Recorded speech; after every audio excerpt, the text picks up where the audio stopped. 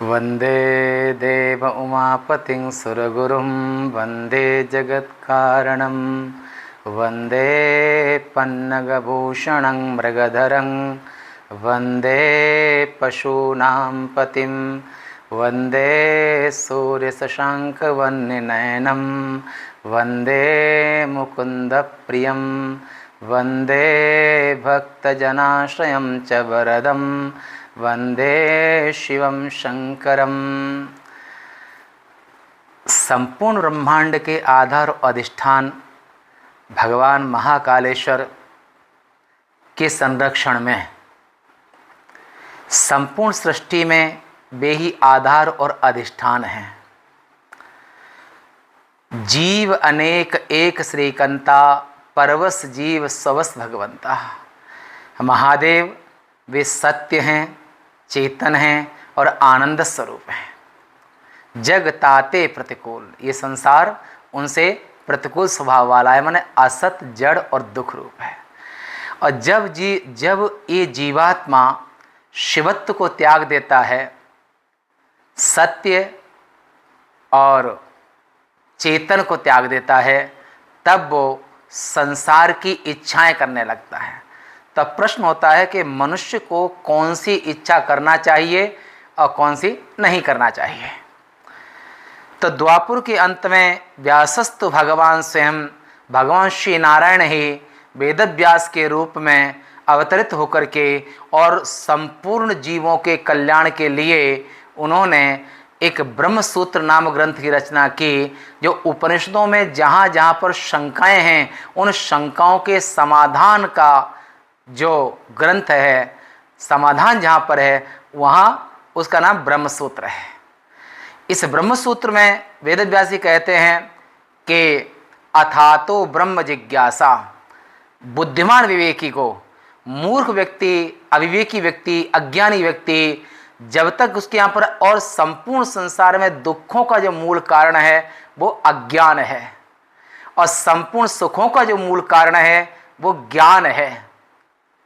और इसको भगवत गीता में भी कहा है कि नहीं ज्ञानेन सदृशं पवित्र मिह विद्यते। संसार में संघर्ष भरी जिंदगी, रोटी, कपड़ा, मकान, पत्नी, पुत्र, जॉब, धंधे आदि जितना भी संसार में व्यक्ति जो कर्म करता है, उस कर्म में कर्म करते हुए, जीविकोपार्जन करते हुए नाना तरह के न चाहते हुए भी कष्टों को उसको झेलना पड़ता है। और अगर वहाँ पर विवेक है, मस्तिष्क है, ब्रेन है, तो वहाँ पर वो सोचेगा कि हमें किसका चिंतन करना चाहिए, किसका नहीं करना चाहिए। और संपूर्ण कष्टों से अगर दूर रहना है और आनंद में रहना है, फ्री माइंड रहना है, तो उनके लिए आवश्यक है अथातो ब्रह्म जिज्ञासा। अथ माने यहाँ से, माने विवेक के बाद, विवेक अगर है, विवेक कौन सा, किंग में पशुभिस्तुल्यं किंग सत्पुरुषैरवा। हम किस समय पर हम चित्तवृत्ति से, मनोवृत्ति से और निर्णय करने की बौद्धिक क्षमता से और क्रिया से हमारे जो सोचना है वो पशुओं के समान, यानी कि सामान्य जीवों के समान है, अथवा वेदव्यास आदि शंकराचार्य जैसे महापुरुषों के समान, जैमिनी आदि महापुरुषों के समान हमारा चिंतन है। अगर हम विवेक पूर्वक सोचते हैं, विचार करते हैं और उसको विवेक को धारण करते हैं, तो जो संसारियों के दिए हुए नाना तरह के जो क्लेश हैं वो क्लेश से आप व्यथित नहीं होंगे। और विवेकी व्यक्ति की असाधारण पहचान होती है कि वो नो दुजेत प्रियं प्राप्य, नो दुजेत प्राप्य चाप्रियम।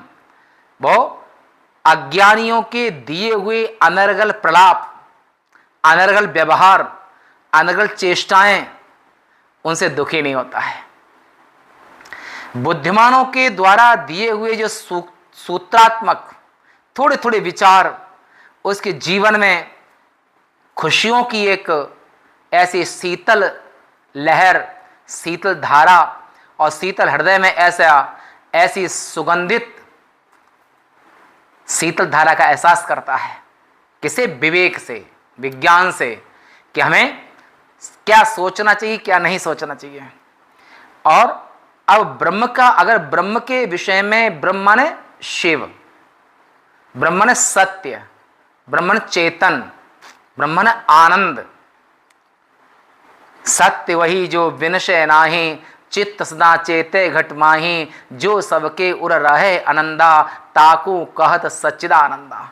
ऐसे सच्चिदानंद घन स्वरूप भगवान विष्णु का चिंतन करता है, शिव का चिंतन करता है, तो वो व्यक्ति, उस व्यक्ति के यहाँ पर संसारियों, अज्ञानियों के द्वारा जो डिस्टर्ब किया हुआ माइंड है, जो संसार दुख दिया जाता है, जो अनर्गल बात, निराधार बातों पर तुमने हृदयों के सुख छीने, सीता को ही नहीं राम को भी दारुण दुख देना, निराधार बातों को लेकर के जो तमाम मानसिक विक्षेप होते हैं, व्यक्ति उनसे ऊपर उठ जाता है और रोटी, कपड़ा, मकान, जॉब आदि तमाम सारे संघर्ष से भरी जिंदगी, उस जिंदगी में वो सुख को एहसास करता है।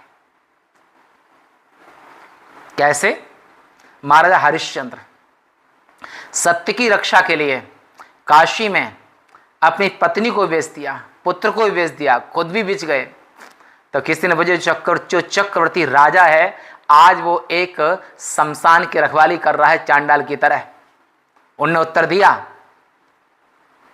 सामान्य व्यक्ति होता तो सोचता कि हमें क्या बोल दिया, पर वो महाविवेकी हैं, उन्होंने उत्तर दिया कि मैं शमशान की रखवाली नहीं कर रहा हूं, मैं धर्म की रक्षा कर रहा हूं, सत्य की रक्षा कर रहा हूं। और सत्य और धर्म के लिए वो शमशान की रखवाली कर रहे हैं, न कि शमशान की। ऐसी विवेकी व्यक्ति, विनीत व्यक्ति, सभ्य शिष्ट जो मनुष्य होता है, वो फालतू की चीज़ों को चिंतन नहीं करता है। वो हमेशा सोचता है कि महापुरुषों ने इस विषय में क्या चिंतन किया है, उसको वही उसके लिए ग्राह्य होता है। सामान्य पशु बुद्धि वालों का जो चिंतन होता है वो उसके त्याज्य होता है। फिर हमको अंतःकरण में चिंतन क्या करना चाहिए? ध्येयं श्रीपति रूपमजस्रम। भगवान श्री नारायण के जो लक्ष्मीपति भगवान नारायण हैं, उनके रूप, सौंदर्य, लावण्य और स्वरूप का चिंतन करना चाहिए। क्योंकि जो ब्रह्म की जिज्ञासा, माने ब्रह्म के विषय में, ब्रह्म से, शिव से, ब्रह्म से जितने पास होंगे, आप उतने ही सुखी, समृद्ध, ऐश्वर्यशाली और आनंद में रहेंगे।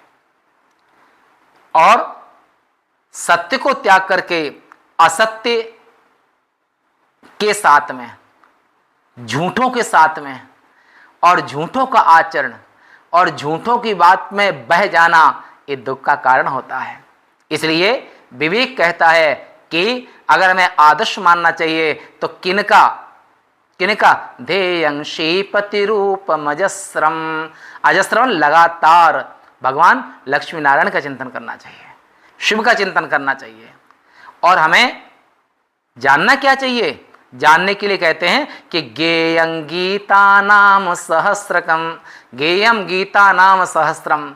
और भगवान विष्णु के जो 1000 नाम हैं, उन नामों को हमें ज्ञान करना चाहिए, समझना चाहिए, जानना चाहिए। और वहीं पर जब वहाँ पर सत्य को जानेंगे, चेतन को जानेंगे और तुम आनंद स्वरूप हो, जब ये समझ लेंगे तो उस समय पर झूठ संसार और संसार में रहने वाले झूठे लोग हैं, वहाँ से धीरे धीरे आपका आकर्षण विकर्षण में बदल जाएगा और सत्य के साथ में आपका मन एकाग्र हो जाएगा। जब हमारा आपका मन सत्य के साथ में एक होगा तो, क्योंकि दुख जितना होता है वो असत्य से होता है, झूठ से होता है, और सुख जितना होता है वो सत्य से होता है। और इसी के साथ में आज का जो विषय वो सत्य और असत्य। असत्य माने संसार, सत्य माने ब्रह्म, सत्य माने शिव, सत्य माने ध्येयं श्रीपति रूपम अजस्रम, भगवान नारायण का स्वरूप। और ऐसे सत्य के जितने नज़दीक हम होंगे, जितने नज़दीक सत्य के साथ होंगे, सत्य से अभिन्न होंगे, और ये सत्य यूनिवर्सल लॉ हिंदू, मुसलमान, सिख, ईसाई सभी का अंतःकरण हृदय चाहता है कि हमें कोई सत्यवादी मिले, सत्य व्यवहार करने वाला मिले और सत्य का जीवन जीने वाला मिले। भले ही वो असत्य में जी रहे हैं, पर अपेक्षा ये करते हैं कि हमारे साथ कोई असत्य व्यवहार ना करे, झूठ व्यवहार ना करे, छल कपट व्यवहार ना करे।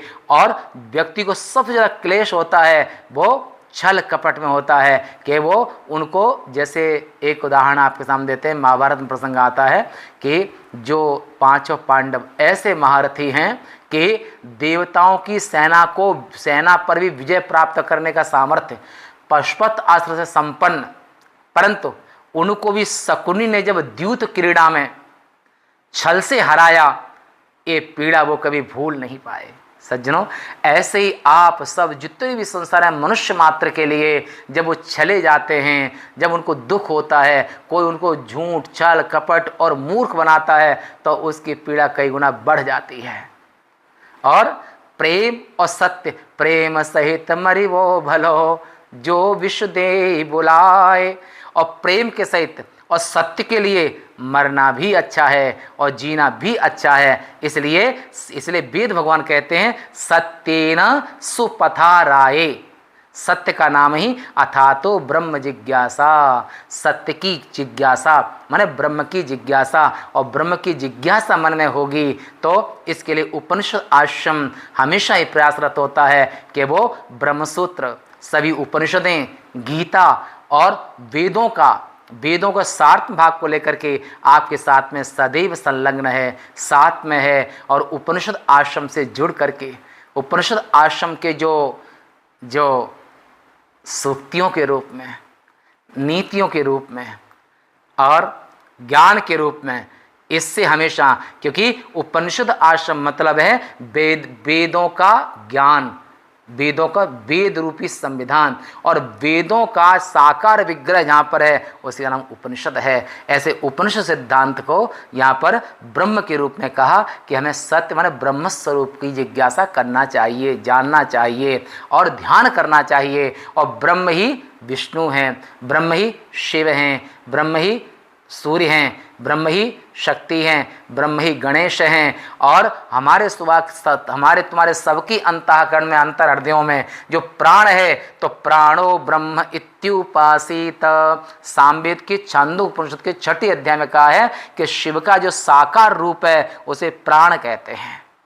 और ऐसा प्राण पापी में, पुण्यात्मा में, स्त्री में, पुरुष में, सब में एक समान है। और या को भेद बताओ ब्रह्मचारी, या में कौन पुरुष को नारी।